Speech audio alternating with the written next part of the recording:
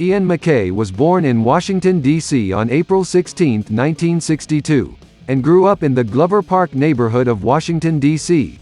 His father was a writer for The Washington Post, first as a White House reporter, then as a religion specialist. The senior MacKaye remains active with the socially progressive St. Stephen's Episcopal Church. In his capacities as a journalist in the White House press corps, MacKaye's father was in the presidential motorcade when John F. Kennedy was killed in 1963. MacKaye's paternal grandmother was Dorothy Cameron Disney Mackayem. She worked with Paul Popenoe on marriage advice columns and was a member of the Cosmopolitan Club. His grandfather was Milton MacKaye, also a magazine writer as well as an executive with the Office of War Information. According to MacKaye's longtime friend singer Henry Rollins, MacKaye's parents raised their kids in a tolerant, super-intellectual, open-minded atmosphere. MacKaye first learned to play piano as a child. He eventually took lessons, but quit when his mother placed him in a more academic environment. He first attempted guitar at around 10 due to inspiration such as Jimi Hendrix, but again he quit when he was unable to understand the connection between piano and guitar. MacKaye listened to many types of music, but was especially fond of mainstream hard rock such as Ted Nugent and Queen before discovering punk music in 1979 when he saw the Cramps perform at nearby Georgetown University. He was particularly influenced by the California hardcore scene. MacKaye looked up to hardcore bands like Bad Brains and Black Flag and was childhood friends with Henry Garfield, who later changed his name to Henry Rollins. MacKaye's first band consisted of one performance as the Slinkies in the summer of 1979, performing a song titled I Drink Milk. The band also recorded 2 demo tapes of covers as well as songs that would later be recorded by the Teen Idols.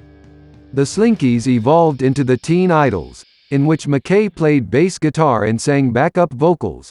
The band was short-lived, breaking up in 1980, but released an EP, Minor Disturbance, the first record from MacKaye and bandmate Jeff Nelson's newly founded label Discog Records.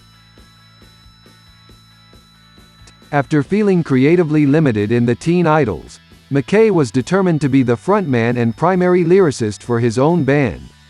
He founded Minor Threat with Nelson after the breakup of their previous band. MacKaye cited the dynamic performance of singer Joe Cocker in Woodstock as a major influence on his own animated stage persona.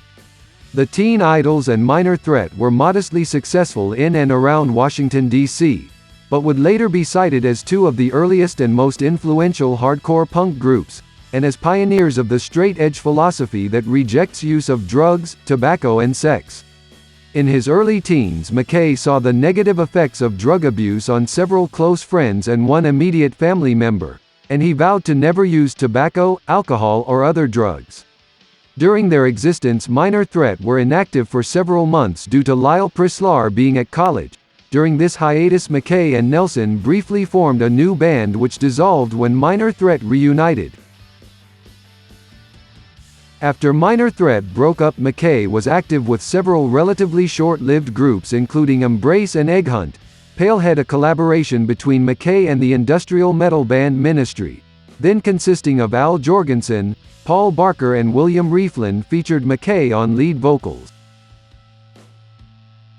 In 1987, MacKaye founded Fugazi, a band that has been cited as one of the most important post-hardcore groups.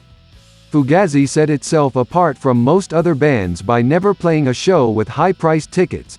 They would often turn down venue options for this very rule, and the band would go so far as to stop a show and have unruly concert-goers escorted out of the venue complete with a refund of their ticket money. The band famously turned down at least one offer to headline Lollapalooza because festival organizers refused to price tickets cheaply. MacKaye objected to the $30 ticket price. MacKaye also has never conducted an interview with Rolling Stone magazine or any other similar publication, stating he would only do so if the magazine agreed to not advertise cigarettes or alcohol. MacKaye currently sings and plays baritone guitar in the Evens with drummer and vocalist Amy Farina of The Warmers. The band pride themselves on playing in non-standard locations, such as community centers, bookshops or other atypical spaces. The Evens released their self-titled album in early 2005, breaking a 3-year silence by MacKaye. Their second album Get Evens was released in November 2006. On September 22, they announced on Discog Records website, the Evens are currently mixing a new record, due out at the end of this year. The new album is called The Odds and was released November 2012. In 2018, MacKaye with Amy Farina and Joe Lally debuted a new band. In February 2020, it was announced that the band, now called Koraiki, would release their first album on March 2020. However, due to the COVID-19 pandemic, the album was pushed back to May 2020. The debut single Clean Kill was released on February 2020. The song Straight Edge was written by MacKaye for his band Minor Threat and was released in 1981 on Minor Threat's self-titled EP. It was a song that described his personal life free of the drugs and the self-destructive idea of sex as a conquest, which served as a part of the sex, drugs and rock and roll banner, originating as a rebellion in the 1960s smoking, drinking and drug use. The song came about through MacKaye witnessing his friends abusing alcohol or drugs and acting recklessly. He decided early on that it was not the lifestyle for him, having never fit in with it. MacKaye's main goal was to fight against the people around him who abused substances. His decision to abstain from substances began to influence youth culture as Minor Threat gained popularity through numerous live shows and sales of their EP.